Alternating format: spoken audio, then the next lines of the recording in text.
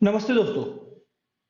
अभी हम पढ़ेंगे बिहार का हिस्ट्री, जिसमें आज हमारा टॉपिक है मौर्य वंश। मौर्य वंश का बिहार में कैसे शुरुआत हुआ, उसमें कौन कौन से महत्वपूर्ण राजा थे, किसे हराकर, जैसे घनानंद को हराकर चंद्रगुप्त मौर्य मौर्य वंश की स्थापना करते हैं, जिसमें कौटिल्य, जिन्हें चाणक्य कहा जाता है, जो अर्थशास्त्र की रचना किए थे। मतलब कि चाणक्य के कारण ही चंद्रगुप्त मौर्य मौर्य वंश की स्थापना कर पाए और वो इतना बेहतर राजा बन पाए। तो आइए विस्तार से देखते हैं। मौर्य वंश जो था वो 321 से 184 ईसा पूर्व में स्थापित हुआ। मगध के सिंहासन से नंद वंश के अंतिम सम्राट घनानंद का नाश करके चंद्रगुप्त मौर्य ने मौर्य साम्राज्य की स्थापना 323 से 321 ईसा पूर्व में की।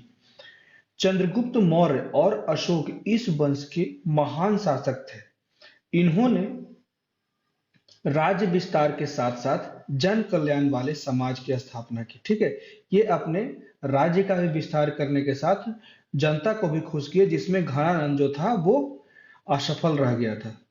घनानंद की जो प्रजा थी उनसे घृणा करती थी, लेकिन चंद्रगुप्त मौर्य एक बहुत अच्छे शासक थे। वो अपना राज्य के विस्तार के साथ साथ जनता की भी इच्छाओं की पूर्ति करते थे। ये देखिए मैप में भारत के, ये मौर्य काल का विस्तार है। ठीक है, उत्तर में जो है तक्षशिला से आगे आ गया है, और पूरब में जो है मगध का क्षेत्र जो पाटलिपुत्रा का है, और यहाँ पश्चिम में अरेबियन सी के पास आ गया है, और दक्षिण में यहाँ गोदावरी के पास है। ठीक है, तो मौर्य काल में राजनीतिक एकीकरण से निरापद व्यापार और वाणिज्य को प्रोत्साहन मिला तथा चतुर्दिक आर्थिक विकास हुआ।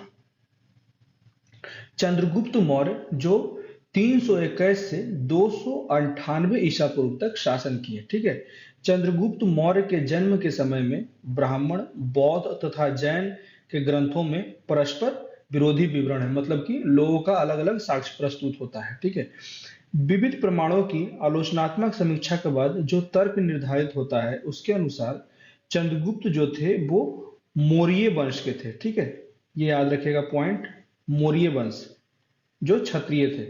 मौर्य शाक्यों की शाखा भी पिपली वन में राज्य करती थी। ठीक है, मुद्रा राक्षस में चंद्रगुप्त को वृषल कहा गया। ये सब वर्ड बहुत इंपॉर्टेंट है एग्जाम के लिए। ठीक है, कुछ विद्वानों के अनुसार वृषल शूद्र होते थे। ठीक है, लेकिन चंद्रगुप्त मौर्य एक साधारण कुल में 345 ईसा पूर्व में पैदा हुआ था। इसके बावजूद बचपन से ही उसमें उज्जवल भविष्य के सभी संकेत मौजूद थे। बौद्ध ग्रंथ महावंश की टीका के अनुसार चंद्रगुप्त का, देखिए बौद्ध ग्रंथ में जो महावंश की टीका थी उसके अनुसार चंद्रगुप्त के जो पिता थे वो मौर्य नगर के प्रमुख थे। ठीक है, जब चंद्रगुप्त अपनी माता के गर्भ में था तभी उसके पिता की किसी सीमांत युद्ध में मृत्यु हो गई और उसकी माता अपने भाइयों द्वारा पाटलिपुत्रा में सुरक्षा के उद्देश्य से पहुंचा दिया गया। फिर वो पाटलिपुत्रा आ गया। ठीक है, और पाटलिपुत्रा में ही उनका जन्म हुआ। तो चंद्रगुप्त का जन्म पाटलिपुत्र में हुआ। जन्म के बाद उसे एक गाय पालने वाले के सुपुर्द कर दिया गया। गौपालक ने गौशाल में अपने पुत्र की भांति उसका लालन पालन किया। फिर चंद्रगुप्त जब कुछ बड़ा हुआ तो गौपालक ने उसे एक शिकारी के हाथ में बेच दिया। उसका बचपन मयूर पालक, मतलब कि जो मोर पालते थे, शिकारियों और चरवाहों आदि के मध्य व्यतीत हुआ।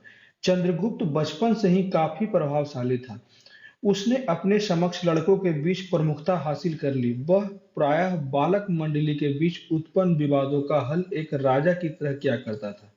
ठीक है, उसमें पहले से ही लीडरशिप वाले गुण थे। ये क्षेत्र देखिए, ये जो मैप है इसमें मौर्य वंश के महत्वपूर्ण जो तीनों शासक थे उनके राज्यों को भी दर्शाया गया है। जैसे कि जो शुरुआत में चंद्रगुप्त मौर्य ने यहाँ तक मौर्य वंश के शासन को फैलाया, फिर उसके बाद बिंदुसार जब आए तो इसे और आगे बढ़ाया। ठीक है, और अशोक ने कलिंग की तरफ इधर बढ़ाया और कश्मीर की तरफ बढ़ाया। ठीक है,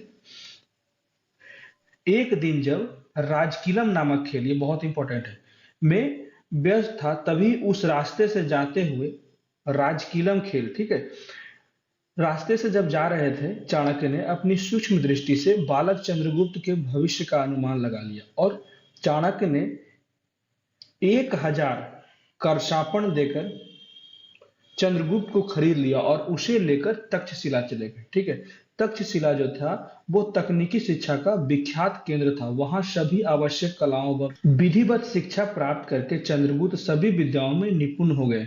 यहाँ उसने युद्ध कला की बेहतर शिक्षा पाई।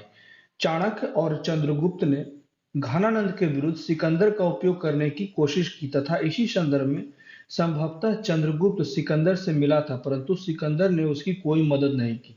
सिकंदर की अकाल मृत्यु जो हुई वो 323 से 322 ईसा पूर्व में बेबीलोन में हुई। ठीक है, ऊपरी सिंधु घाटी के प्रमुख यूनानी क्षत्रप जो थे फिलिप द्वितीय की हत्या जो हो गई 325 में हो गई। ठीक है, 325 ईसा पूर्व में ही हो गई थी। इसी समय चंद्रगुप्त ने अपने उद्देश्य की पूर्ति हेतु व्यापक योजना बनाया। चंद्रगुप्त और कौटिल्य मिलकर मौर्य वंश की स्थापना के लिए बहुत अच्छा एक दूरगामी भविष्योन्मुखी योजना तैयार की। चाणक्य ने जिस कार्य हेतु चंद्रगुप्त को तैयार किया था उसके दो उद्देश्य थे। पहला, यूनानियों के विदेशी शासन से देश को मुक्त कराना, ये दोनों याद रखिएगा। ठीक, यूनानियों के विदेशी शासन से देश को मुक्त कराना, और दूसरा था नंदों के, जो घनानंद था, के घृणित एवं अत्याचारपूर्ण शासन का अंत करना। चंद्रगुप्त ने सबसे पहले एक शासन तैयार किया, फिर स्वयं को राजा बनाया और उसके उपरांत सिकंदर के क्षत्रप के विरुद्ध संघर्ष प्रारंभ कर दिया।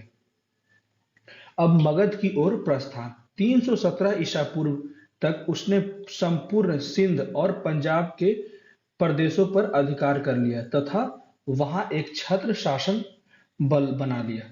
इसके बाद चंद्रगुप्त तथा चाणक्य घनानंद का नाश करने हेतु मगध की ओर प्रस्थान करते हैं।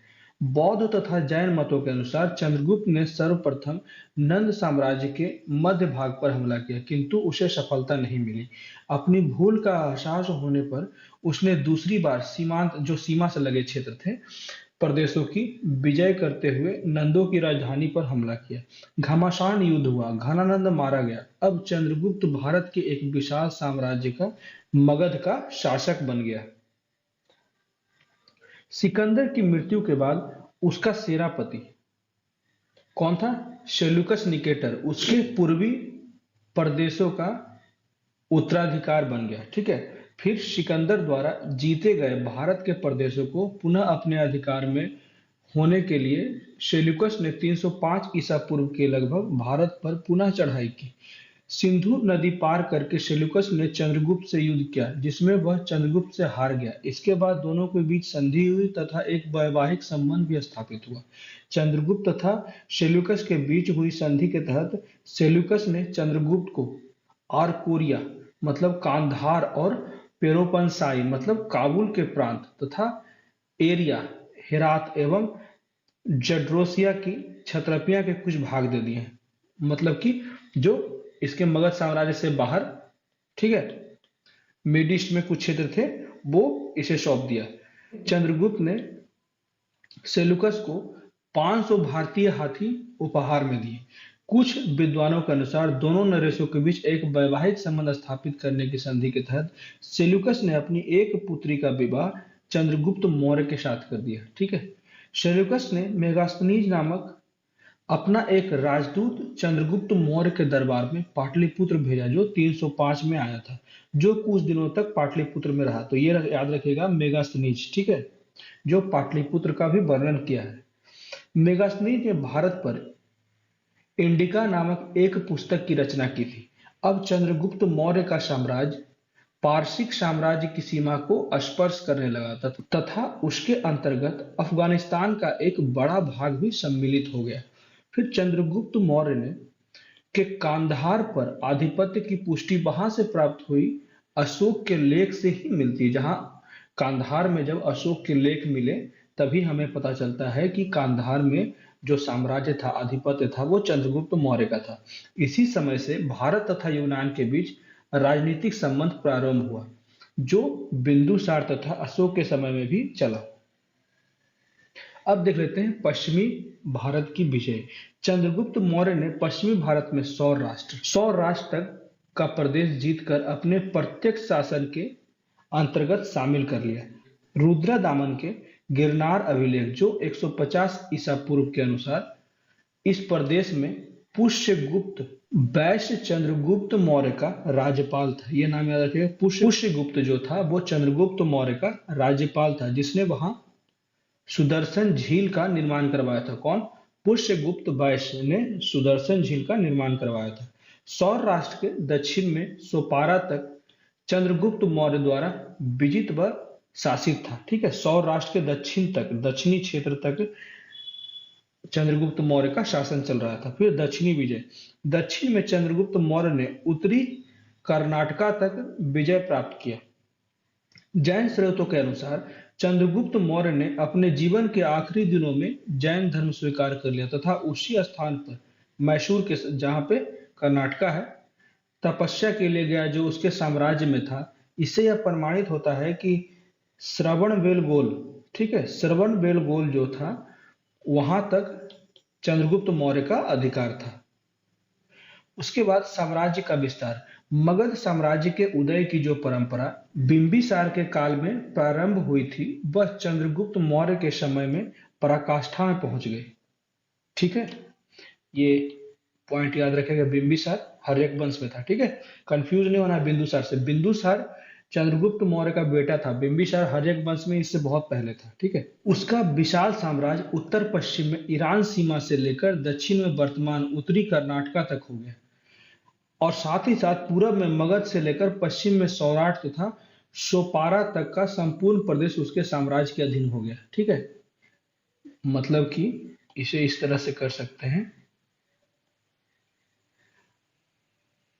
ये जो क्षेत्र ईरान तक पहुंच गया, ठीक है, ईरान की सीमा तक, जो पाकिस्तान के आगे है, ठीक है, पाकिस्तान के पश्चिम में। उसके बाद दक्षिण में ये उत्तरी कर्नाटका तक पहुंचा, पूरब में ये मगध तक पहुंचा, ठीक है, और पश्चिम में सौराष्ट्र तक पहुंचा। ठीक है, तो हिंदू कुश पर्वत भारत की वैज्ञानिक सीमा थी। यूनानी लेखकों ने हिंदू कुश को इंडियन कॉकेशंस कहा। यहीं पर चंद्रगुप्त मौर्य ने सेल्यूकस को पराजित किया था। इस पूरे विशाल मगध साम्राज्य की राजधानी जो थी वो पाटलिपुत्र थी। चंद्रगुप्त मौर्य का मूल्यांकन कैसे करेंगे? तो मौर्य साम्राज्य के संस्थापक चंद्रगुप्त मौर्य जो थे 321 से 298 ईसा पूर्व को भारत का मुक्तिदाता कहा जाता है, क्योंकि उसने यूनानियों के प्रभुत्व से भी मुक्ति दिलाई थी। एक नंद वंश का घृणा से भी मुक्ति दिलाई और यूनानियों के प्रभुत्व से भी भारत को मुक्ति दिलाई, इसलिए इसे भारत का मुक्तिदाता कहा जाता है। कौटिल्य जो चाणक्य हैं के अर्थशास्त्र के अनुसार चंद्रगुप्त ने मौर्य प्रशासन तंत्र का भी निर्माण किया, जो भारतीय उपमहाद्वीप में विकसित पहली देशव्यापी शासन प्रणाली थी। प्रशासन केंद्रीकृत और कठोर था, करों का बाहुल्य था और आम जनता का पंजीकरण अनिवार्य था। एकदम ऑर्गेनाइज्ड वे में रजिस्ट्रेशन था उस समय। ठीक है, प्रशासन का केंद्र बिंदु जो था वो सम्राट थे। सेना सुसंगठित और शक्तिशाली थी और अर्थव्यवस्था पर राज्य का पूर्ण नियंत्रण था। इस प्रशासनिक व्यवस्था को उदार और कल्याणकारी स्वरूप अशोक ने प्रदान किया। यहाँ देखिए, यहाँ तक बहुत टाइट था बिंदुसार तक, लेकिन जब अशोक आए और कलिंग के युद्ध के बाद वो थोड़े लिबरल हो गए और कल्याणकारी कार्य में ज्यादा योगदान देने लगे। ठीक है, फिर मेगास्थनीज की इंडिका में राजधानी पाटलिपुत्रा के नगर प्रशासन की देखरेख के लिए 6 समितियां की चर्चा भी की गई। ठीक है, इंडिका। उसके शासनकाल के अंत में मगध में 12 वर्षों का, जो चंद्रगुप्त मौर्य थे उनके शासनकाल के अंत में मगध में 12 वर्षों का भीषण अकाल पड़ा। जैन परंपरा के अनुसार इसी समय जब अकाल पड़ा था ना, तभी जैन जो है 2 संप्रदाय में विभक्त हो गया, एक श्वेतांबर और एक दिगंबर। जो दिगंबर वहां से प्रस्थान कर गया, श्वेतांबर वहीं रह। जैन परंपरा के अनुसार अपने जीवन के अंतिम दिनों में चंद्रगुप्त मौर्य जो थे वो जैन हो गए तथा उन्होंने भद्रबाहु की शिष्यता ग्रहण कर ली। अपने पुत्र के पक्ष में सिंहासन त्याग कर वह भद्रबाहु के साथ श्रवणबेलगोला जो कर्नाटका में है चंद्रगिरी पर्वत पर तपस्या करने चल गए। ये पॉइंट याद रखिएगा, श्रवणबेलगोला जो कर्नाटका में है और ये चंद्रगिरी पर्वत पर तपस्या करने चले गए, जहां 298 ईसा पूर्व के लगभग उसने जैन विधि से उपवास पद्धति के द्वारा प्राण त्याग दिए। ठीक है, उपवास पद्धति जैन धर्म में इस विधि को सल्लेखना कहते हैं। ठीक है, ये भी याद रखिए, सल्लेखना। श्रवण बेलगोला की एक छोटी पहाड़ी आज भी चंद्रगिरी कहलाती है तथा वहां चंद्रगुप्त बस्ती नामक एक मंदिर भी है। बाद के कई लेखों में भी भद्रबाहु तथा चंद्रगुप्त मुनि का उल्लेख किया जाता है। ठीक है, उन दोनों का जो गुरु और शिष्य का रिलेशन था उसका बहुत जगह उल्लेख मिलता है। अब देख लेते हैं चाणक्य। चंद्रगुप्त मौर्य के गुरु और प्रधानमंत्री चाणक्य एक महान विद्वान व पंडित थे। वह विष्णुगुप्त, यह नाम याद रखेंगे, विष्णुगुप्त या कौटिल्य के नाम से भी जाने जाते थे। चाणक्य जो थे तक्षशिला के कुटिल नामक ब्राह्मण याद रखिएगा कुल में उत्पन्न हुए तथा तक्षशिला के शिक्षा केंद्र का प्रमुख आचार्य थे। वह वेदों, शास्त्रों, राजनीति व कूटनीति का महान ज्ञाता थे। पुराणों में उन्हें बहुत ही श्रेष्ठ ब्राह्मण के रूप में जाना जाता है। एक बार मगध के राजा नंद ने यज्ञशाला में उसे अपमानित किया। इससे क्रोध में आकर उसने नंद वंश को समूल नष्ट करने की प्रतिज्ञा की और उसे पूरा भी किया, घनानंद को हटाकर। ठीक है, उसके बाद चंद्रगुप्त मौर्य को सिंहासन दिलाया। तो चंद्रगुप्त मौर्य जब विशाल मगध साम्राज्य या भारत का एक छत्र सम्राट बन गए, तब कौटिल्य प्रधानमंत्री एवं प्रधान पुरोहित के पद पर आसीन हुए। चाणक्य जो थे वो प्रधानमंत्री बने जब चंद्रगुप्त मौर्य मगध साम्राज्य के शासक बने। जैन ग्रंथों के अनुसार चंद्रगुप्त की मृत्यु के बाद उसका पुत्र बिंदुसार सिंहासन पर बैठा, तो उसके काल में भी कुछ समय तक कौटिल्य प्रधानमंत्री रहे। ठीक है, चाणक्य, यही पॉइंट याद रखिएगा, चाणक्य रचित अर्थशास्त्र हिंदू राज्य शासन से संबंधित प्राचीनतम उपलब्ध पुस्तक है। अर्थशास्त्र मौर्य काल की रचना है जिसमें मूलतः चंद्रगुप्त मौर्य के प्रधानमंत्री कौटिल्य के विचार स्वयं उसी के द्वारा प्रस्तुत किए गए। कालांतर में अर्थशास्त्र में अन्य लेखों द्वारा कुछ अंश जोड़े गए, जिसे मूल ग्रंथ का स्वरूप परिवर्तित हो गया। मूल ग्रंथ जो था अर्थशास्त्र को 4वीं शताब्दी ईसा पूर्व की रचना मानी जाती है। अर्थशास्त्र में 15 अधिकरण, ये याद रखिएगा, अर्थशास्त्र में जो मूल था उसमें 15 अधिकरण और 180 प्रकरण। इस ग्रंथ में इसके श्लोकों की संख्या हजारों में थी, इसमें श्लोक भी बहुत ज्यादा थे। तो चंद्रगुप्त के उत्तराधिकारी जो थे बिंदुसार, जो 298 से 273 ईसा पूर्व के समय में मौर्य साम्राज्य का गौरव बना रहा। विदेश संबंध भी विकसित रहे और यूनानी दूत डिमाक्लस उसके दरबार में रहा। ठीक है, ये याद रखेगा, यूनानी दूत डिमाक्लस। अब देख लेते हैं बिंदुसार के बारे में। बिंदुसार 298 से 273 तक शासन किए। चंद्रगुप्त मौर्य के बाद उसका पुत्र बिंदुसार मगध के सिंहासन पर 298 ईसा पूर्व में गद्दी पे बैठा। उसके काल में साम्राज्य के कुछ क्षेत्रों में विद्रोह हुए, जिसे उसने अपने पुत्र अशोक की सहायता से नियंत्रित कर लिया। जैन ग्रंथों के अनुसार बिंदुसार की माता का नाम दुर्घरा था। यूनानी लेखकों ने बिंदुसार को अमित्रोकेडीज कहा। ठीक है, अमित्रोकेडीज, जिसे संस्कृत में अमित्र घात यानी कि शत्रुओं का नाश करने वाला कहा जाता है।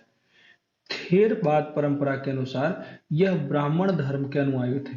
ठीक है, ये याद रखेगा, बिंदुसार जो थे वो ब्राह्मण धर्म के अनुयायी थे। ठीक है, क्योंकि जो चंद्रगुप्त मौर्य थे वो जैन धर्म के अनुयायी थे।